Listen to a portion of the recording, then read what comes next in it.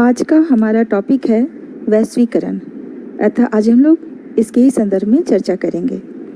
प्रत्येक देश का अन्य देशों के साथ वस्तु, सेवा, पूंजी या बौद्धिक संपदा का अप्रतिबंधित आदान प्रदान ही वैश्वीकरण कहलाता है।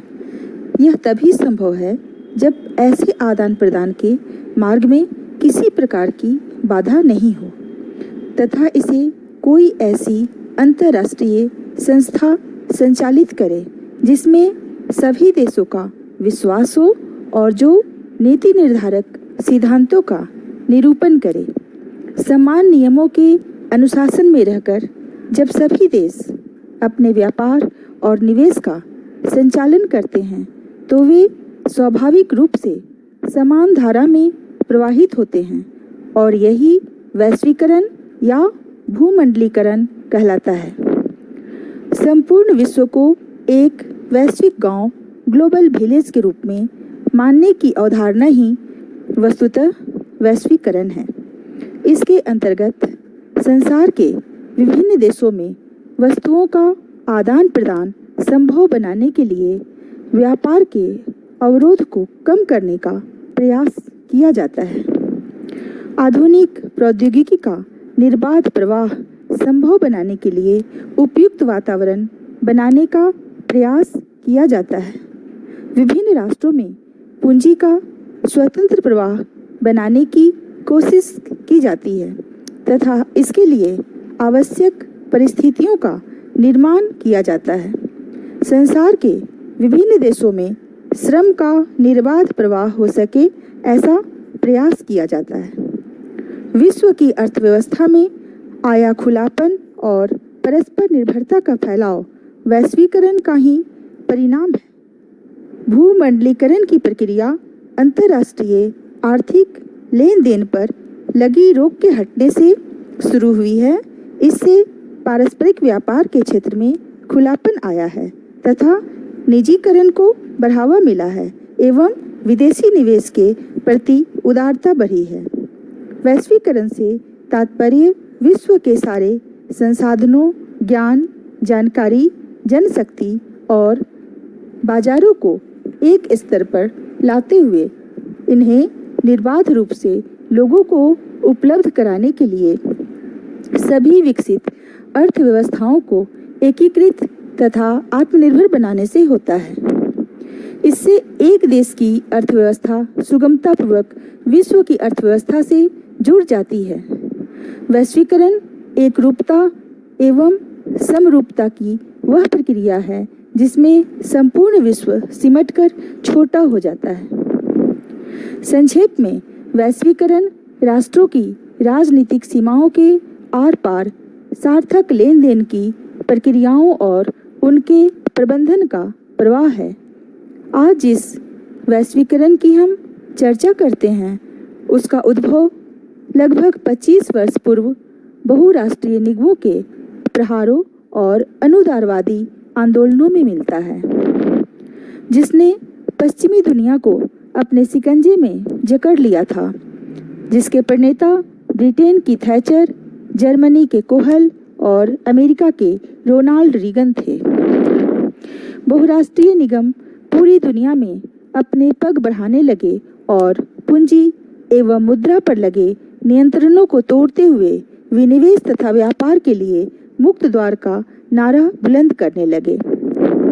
उनका तर्क था कि मुक्त बाजार से विकास दर में वृद्धि होगी, विकास से निर्धनता में कमी आएगी और निर्धनता में कमी से लोकतंत्र के विकास एवं सुदृढ़ता में मदद मिलेगी। वस्तुतः उदारीकरण और निजीकरण वे दो महत्वपूर्ण सीढ़ियां हैं जिनका प्रयोग करते हुए वैश्वीकरण की स्थिति में पहुंचने का प्रयास संभव हो पाया। आज वैश्वीकरण अधिक व्यापक शब्द है तथा इसका उपयोग मानव जीवन के अधिकांश क्षेत्रों में किया जाता है। इसका प्रभाव शिक्षा पर भी पड़ा है। भूमंडलीकरण के अंतर्गत अंतर्राष्ट्रीय प्रबंधन एवं प्रक्रिया प्रणाली का उपयोग किया जाता है। भूमंडलीकरण के अंतर्गत उदारीकरण के रूप में सरकारी नियंत्रण को हटाकर मुक्त सीमाओं में विश्व की आर्थिक स्थिति का सृजन किया जाता है। भूमंडलीकरण का सार्वभौमिकरण के रूप में उपयोग संपूर्ण विश्व के लिए किया जाता है, जिससे विश्व के समस्त देशों के अनुभवों एवं उद्देश्यों का प्रचार एवं प्रसार किया जा सके। भूमंडलीकरण का आधुनिकीकरण के रूप में भी प्रयोग होता है। इसके अंतर्गत सामाजिक संरचना, जिसमें पूंजीवाद, औद्योगिकरण, सामंतवाद, तार्किकवाद का विश्व में प्रसार करना तथा तात्कालिक परिस्थिति के अनुसार संस्कृति का निर्धारण करना है। इस प्रवृत्ति से सामाजिक संरचना गतिशील होती है। एंथनी गिडिन के शब्दों में भूमंडलीकरण का अर्थ विश्वव्यापी संबंधों को गहन करना तथा पास के देशों को दूर के देशों से एवं स्थानीय घटनाओं से जोड़ना है। डेविड हेल्ड के अनुसार भूमंडलीकरण एक प्रक्रिया है जिसमें सामाजिक संबंधों को गहन, व्यापक एवं गतिशील बनाना है तथा महाद्वीपों, क्षेत्रीय तथा विश्व के देशों में नेटवर्क प्रवाह का सृजन करना है। वैश्वीकरण शब्द के प्रयोग से उत्पादन का संबंध, संप्रेषण एवं तकनीकी का विश्व स्तर पर प्रसार एवं वर्णन किया जाता है। इसमें आर्थिक एवं सांस्कृतिक क्रियाओं को शामिल किया जाता है। इस परिस्थिति में विकसित राष्ट्र पिछड़े एवं गरीब देशों का शोषण करते हैं। वैश्वीकरण में आर्थिक एवं सांस्कृतिक जीवन का अन्य देशों से संबंध स्थापित होता है। यह प्रक्रिया प्राचीन काल से चली आ रही है, परंतु आधुनिक समय में यह गति तीव्र हो गई है, जिससे आदान प्रदान में भी तीव्रता आ गई है। इसमें कंप्यूटर की नेटवर्क प्रणाली की अहम भूमिका है। इसके माध्यम से विश्व के देशों की भौतिक दूरी कम हो गई है तथा आर्थिक संबंधों में वृद्धि हुई है, जिसके परिणाम स्वरूप गरीब देशों की निर्भरता में वृद्धि हुई है। संयुक्त राज्य अमेरिका विश्व के देशों का आर्थिक केंद्र हो गया है। यहाँ पूंजी एवं तकनीकी विशेषज्ञों की अधिकता है। यहाँ अनेक बहुराष्ट्रीय कंपनियों की स्थापना हुई है। इन कंपनियों के उत्पादों के ब्रांड्स ने संपूर्ण विश्व को अपना बाजार बना लिया है। वैश्वीकरण का आर्थिक, राजनैतिक, सांस्कृतिक एवं सामाजिक पक्ष अधिक सशक्त है। विश्व के अधिकांश देशों ने शिक्षा की राष्ट्रीय प्रणाली का विकास किया है, परंतु आज के समय में अंतर्राष्ट्रीय सहयोग एवं सद्भावना को महत्व दिया जाता है।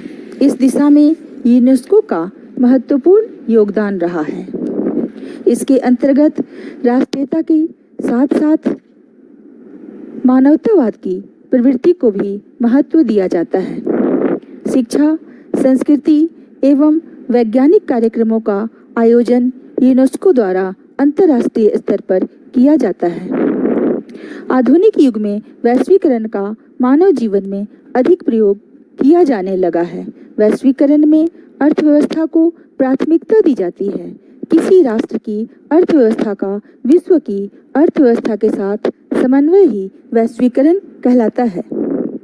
वैश्वीकरण एक व्यापक अवधारणा है जिसका मौलिक लक्ष्य यह है कि प्रत्येक राष्ट्र को विश्व स्तर पर उपलब्ध अवसर, संसाधन, ज्ञान एवं तकनीकी सुगमता से प्राप्त हो सके।